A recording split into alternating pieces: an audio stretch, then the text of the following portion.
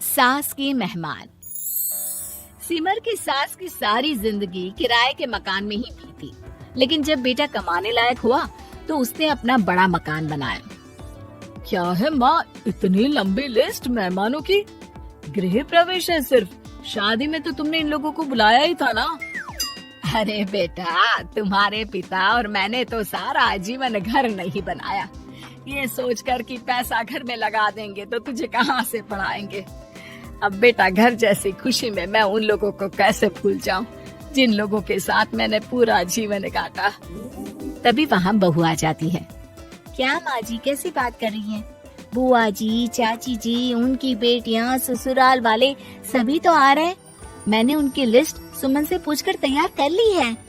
हाँ बेटा, ये लोग तो रिश्तेदार हैं, इन लोगों को तो बुलाना ही है, लेकिन जिन लोगों के साथ मैं किराए के मकानों में रही, वो मकान मालिक, वो पड़ोसी, उन्हें कैसे भूल सकती हूँ। माँ, लेकिन वो नीलम आंटी को तो मत बुलाना, बड़ा ही लो स्टैंडर्ड साउंड करती है वो।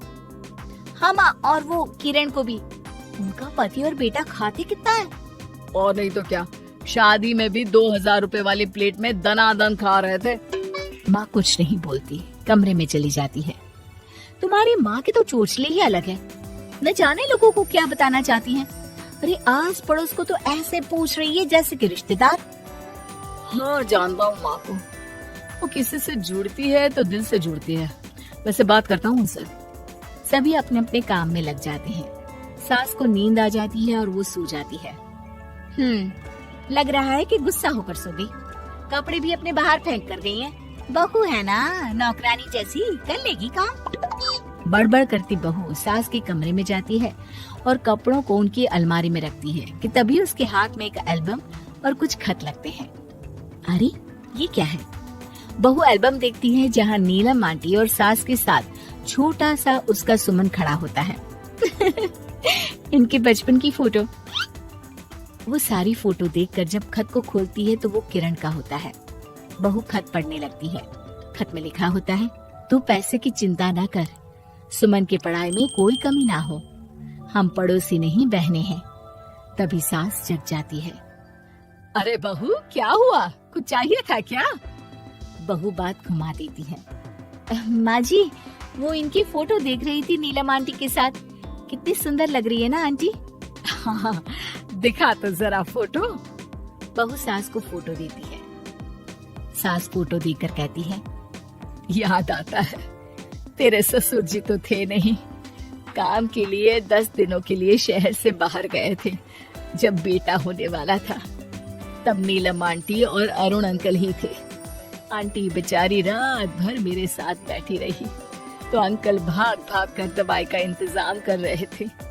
बेटे के होने के बाद भी जब तक मैं घर नहीं आई मेरे पास ही रहे। रिश्तेदार तो आए थे मुंडन में 10 दिनों के बाद। बहू सुनकर खुश होती है। तभी नजर खत पर पड़ती है। माँ, ये किरण आंटी को आपने पैसे वापस कर दिए? हाँ, वो भी समझ कैसे कैसे किए मैं ही जानती हूँ। सुमन की पढ़ाई के लिए पैसों की जरूरत थी। रिश्तेदारों ने तो साफ बोल दिया था कि किसी होटल में काम पर लगा दो। कई लोग बर्तन धोने के साथ पढ़ाई करते हैं, लेकिन किरण आंटी, उन्होंने अपने बुढ़ापे के लिए बचाए हुए पैसों को सुमन की पढ़ाई के लिए दे दिए। यानी कि आज ये जो कुछ भी है वो किरण आंटी के कारण ही ना? हाँ बहू, ऐसे ऐसे पड़ोसी हुआ करते थे जो किसी रिश्ते के नाम से नहीं बल्कि अपनेपन से भरे थे। फिर सास का बोलने का रुख तीखा हो जाता है। और फिर भी देख, सुमन इन लोगों को भी नहीं बुलाने दे रहा है। माँ, मैं बात करती हूँ, ये लोग सिर्फ आएंगे ही नहीं, हम लोगों के साथ रुकेंगे भी घर में, रिश्तेदारों की तरह। सास बहू बेटे से पूछकर एक एक घर जाकर पड़ोसियों को एक दिन रहने का न्योता दिलाते हैं। और फिर वो दिन भी आ जाता है जब घर में गृह प्रवेश होता है। अरे हम लोगों का कमरा कहाँ है? बड़ा कमरा देना हम लोगों को, खुला खुला। सुमन परेशान हो जाता है कि वो क्या करे, कहाँ किसका सामान रखे, कि वहीं किरण पड़ोसन आ जाती है। अरे सुमन, परेशान ना हो बेटा, हमारे कमरे में रख दो उन लोगों का सामान, हम तो तेरी माँ के साथ ड्राइंग रूम में एडजस्ट हो जाएंगे। और हमारा कमरा कहाँ है? सुमन, जरा सामान कमरे में तो रखवा दो। अरे ये क्या, मेरे कमरे में तो सफाई ही नहीं है। अरे बता देती सुमन, हम कहीं और रह लेते। तभी वहाँ नीलम झाड़ू लेकर आ जाती है। अरे बबली दीदी कैसी बात कर रही है, चलिए मैं साफ किए देती हूँ कमरा। वहीं मामी जी भी आ जाती हैं। अरे सुमन दीदी, सबसे छोटा कमरा हम लोगों को ही देना था क्या? मायके की कोई परवाह नहीं है। वो मामी जी, किरण आंटी और नीलम आंटी की फैमिली एक ही कमरे में है ना, तो इसलिए आप और मामा दो ही तो लोग हैं। तो मामी तो बहू के मुंह से ये बात सुनकर गुस्से से लाल पीली हो जाती है। अरे वाह जी वाह, बहू की जुबान तो देखो कितना बोल रही है। इतना बोलने वाली बहुएं भी होती है क्या? अरे रहने दो, जब मेरी बहन ने ही मेरे बारे में नहीं सोचा तो किसी और से क्या उम्मीद करें। दोनों सामान पैक करके घर से निकल ही रहे होते हैं कि नीलम आ जाती है। अरे राकेश भैया, मैं भी सुमन की तरह ही तो हूँ। आप तो हम लोगों को इतने साल से जानते हैं। हाँ, तुम लोग तो मेरी बहन से चिपकी रही गोंद की तरह।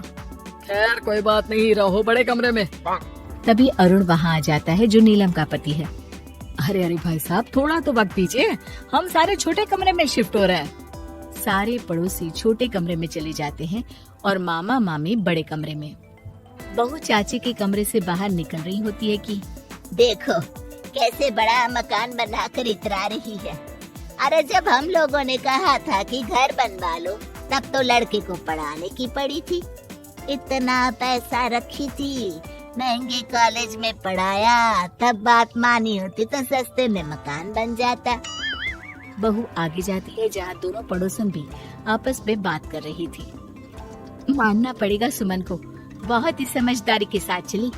बच्चों की जिम्मेदारी को सबसे ऊपर रखा, रिश्तेदारों के साथ भी पूरा निभाया। नहीं तो आजकल के रिश्तेदार। अरे सुमन के लिए तो हम हमेशा ही खड़े हैं। बहू तभी मामी के पास जाती है, जहाँ वो मामा से कह रही होती है, बस अब आ गए इसके घर। अब तो ये रो रो कर भी बुलाएगी तो मैं ना आऊं। कैसे कमरे में रखा हम लोगों को। सुमन भी ना किसी काम की नहीं है। बहू सभी को देख समझ रही थी। रिश्तेदारों के नखरों के बीच पड़ोसियों का प्यार।